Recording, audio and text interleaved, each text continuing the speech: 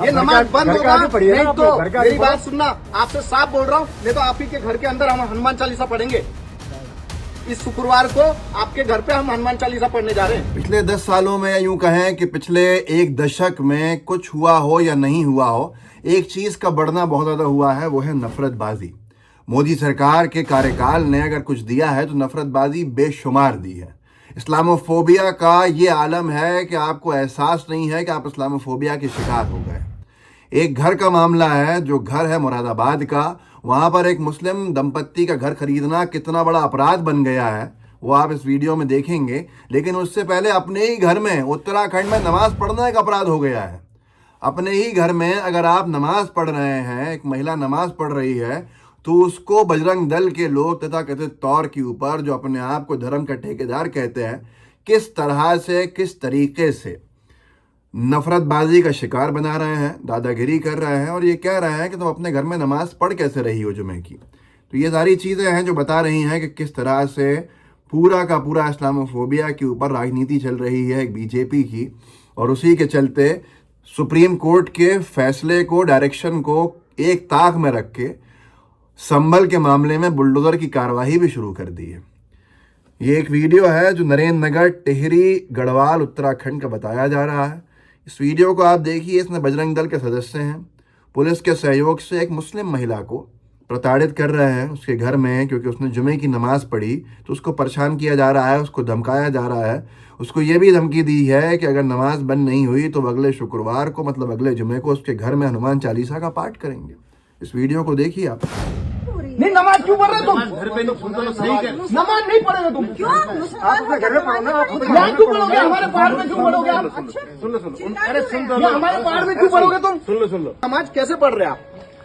ये नमाज बंद होगा नहीं तो मेरी बात सुनना, आपसे साफ बोल रहा हूँ, नहीं तो आप ही के घर के अंदर हम हनुमान चालीसा पढ़ेंगे। इस शुक्रवार को आपके घर पे हम हनुमान चालीसा पढ़ने जा रहे हैं, ये आज आपको बोल दिया जाके। तो अगर आप इस हाल को देखें तो क्या आप कल्पना कर सकते हैं कि कोई मुस्लिम व्यक्ति बीजेपी शासित राज्य में या किसी भी राज्य में, आप जरा इसको उल्टा करके देखिए, वो जाता है किसी हिंदू के घर पे और कहता है कि भाई आप यहाँ पे जो पूजा कर रहे हैं नहीं कर सकते, अगर आप पूजा करेंगे तो मैं कुरान खानी करने लगूंगा, मैं नमाज पढ़ने लगूंगा। ये आप कभी सोच सकते हैं? कभी आप कल्पना कर सकते हैं? ये जो हौसले बुलंद हैं, ये किसके इशारे पे हैं? ये किसके संरक्षण पे हैं? नरेंद्र मोदी जी की सरकार और बीजेपी इस देश में पिछले एक दशक में नफरतबाजी को हर हाल में पता नहीं कितने गुना बढ़ाने की वजह से जानी जाएगी। इतिहास गवाह रहेगा जितना बड़ा नुकसान इस्लामोफोबिया को फैला के इन्होंने इस देश के सांप्रदायिक सौहार्द के साथ किया है, शायद वो कोई नहीं कर सकता। अब इससे आगे की सुनिए, जो मैंने आपसे कहा था कि एक मुरादाबाद में एक मोहल्ला है जहाँ ज़्यादातर हिंदू समुदाय के लोग रहते हैं और पढ़े लिखे लोग रहते हैं, कोई अनपढ़ जाहिल गवार नहीं रहते। बड़ी कॉलोनी है, गेटेड कैंपस है। उसमें एक मुस्लिम समुदाय का घर खरीदना एक हिंदू व्यक्ति से वो एक अपराध हो गया। एक डॉक्टर अशोक बजाज डॉक्टर हैं, उन्होंने अपना मकान एक मुस्लिम दंपत्ति, जो दोनों डॉक्टर हैं, पति पत्नी, डॉक्टर यूसुफ है और उनकी पत्नी का नाम है डॉक्टर इकरा चौधरी, उनको भेज दिया, जिस पर कॉलोनी की हिंदू महिलाएं जो हैं, पढ़ी लिखी, बड़े पॉश एरिया की, उन्होंने मुस्लिम डॉक्टर को की गई रजिस्ट्री को रद्द करने की मांग करी है।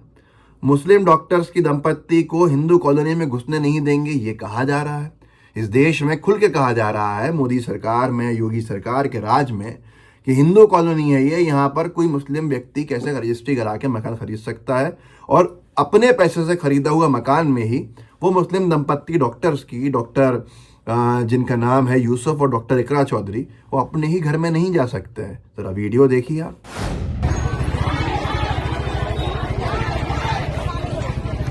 मेघा अरोड़ा, हम लोग सभी यहाँ पर टीडीआई सिटी के निवासी हैं और आज का जो हमारा धरना प्रदर्शन है उसकी मेन वजह यह है कि डॉक्टर बजाज यहाँ पर जो काफी सालों से रह रहे थे, वो हम पूरी सोसाइटी को बिना अवगत कराए उन्होंने अपना घर एक गैर संप्रदाय के व्यक्ति को भेज दिया है। डॉक्टर इकरा चौधरी है, तो हम इस सब चीज को स्वीकृत नहीं कर सकते कि कोई गैर संप्रदाय का व्यक्ति हमारे टीडीआई सिटी में मंदिर के वो भी सामने आकर रहे, तो हम इसका कड़ा विरोध करते हैं। हमारी बहन बेटियों की सुरक्षा का सवाल है, इसलिए हम प्रशासन से और सभी लोगों से निवेदन करते हैं कि इस रजिस्ट्री को वापस कराया जाए। आप नफरत के हाल देखिए, आप उसका उल्टा सोचिए कि आपने कभी देखा है कि किसी मुस्लिम बस्ती में जिसमें मुस्लिम ज़्यादा रहते हो, वहाँ कोई हिंदू किसी मुसलमान से मकान खरीद ले तो वहाँ के मुस्लिम समुदाय की महिलाएं बाहर खड़ी हो जाएं और कहें कि हम घुसने नहीं देंगे, इस रजिस्ट्री को कैंसिल कराया जाए। पूरी छावनी बना के रख देगी सरकार वहाँ पे और प्रदर्शन दिलवाने का काम करेगी। क्या इस पे भी नहीं कहूँ कि एक कानून जो है वो नाम देख के, धर्म देख के क्यों लागू किया जा रहा है? अलग अलग कानून है। अगर आपका धर्म कुछ और है तो आपके लिए कानून अलग है, आपका धर्म अगर बहुसंख्यक है तो आपका कानून अलग है। संभल की हिंसा को लेकर तो हद ही हो गई। मैंने आपको बताया था कि वहाँ पर जिस तरह से मकान तोड़ने की कार्रवाई की जा रही है बुलडोज़र से, सुप्रीम कोर्ट के आदेशों की धज्जियाँ उड़ाई जा रही हैं। लेकिन उससे आगे की चीज़ ये है कि संभल हिंसा में जो जेल में बंद लोग हैं उनसे समाजवादी पार्टी के जिन नेताओं ने मुलाकात करी थी, उस मुलाकात करने के बाद जो मुरादाबाद के जेलर हैं और डिप्यूटी जेलर हैं उनको सस्पेंड कर दिया गया है। ललन टॉप ने लिखा है कि संभल हिंसा, जेल में बंद लोगों से सपा नेताओं की मुलाकात कराने पर मुरादाबाद के जेलर व डिप्यूटी जेलर हुए सस्पेंड। आप सोचिए, जेल अधीक्षक को सस्पेंड किया जा रहा है।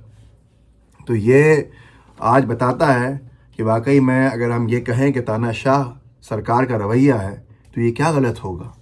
इस्लामोफोबिया में डूब के राजनीति करना इस देश को कहाँ लेके जाएगा।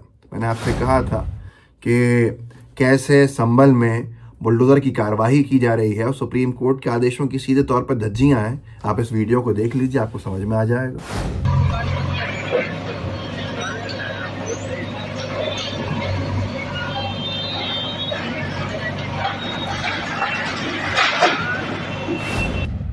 जब सुप्रीम कोर्ट ने आदेश दे दिया बुलडोज़र की कार्रवाई बिना नोटिस के नहीं होगी, बिना नोटिस के वक्त के पूरा होने के नहीं होगी, बिना किसी वजह के अतिक्रमण ना हो तो नहीं होगी, बहुत सी चीज़ें, उसके बाद भी कार्रवाइयाँ की जा रही हैं। आप खुद बताइए कि सबसे ज़्यादा सुप्रीम कोर्ट के आदेशों की धज्जियाँ उड़ाने में ये योगी सरकार टॉर्च बेरर बनने की कोशिश में है।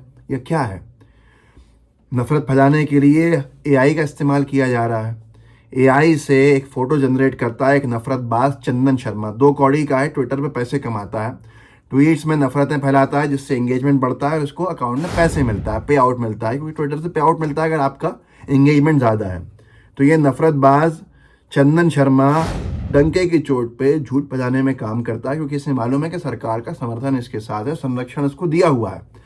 ये एक बांग्लादेश के व्यक्ति की जो अपने झंडे को लेके जा रहा है, AI से फ़ोटो एडिट करता है और नीचे उसके भारत का तिरंगा लगा देता है। अपमान तिरंगे का ये कर रहा है क्योंकि उसके पैरों के नीचे ये फ़ोटोशॉप करके AI से एडिट करके तिरंगा रख रहा है और उसके बाद नफरतें फैला रहा है।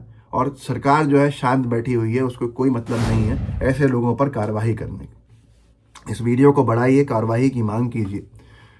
जो भी आपके साथी हो व्हाट्सएप ग्रुप्स के अंदर, उनके साथ ज़रूर शेयर कीजिएगा। जय हिंद, जय भारत। द लाइव टीवी, सच सबसे आगे।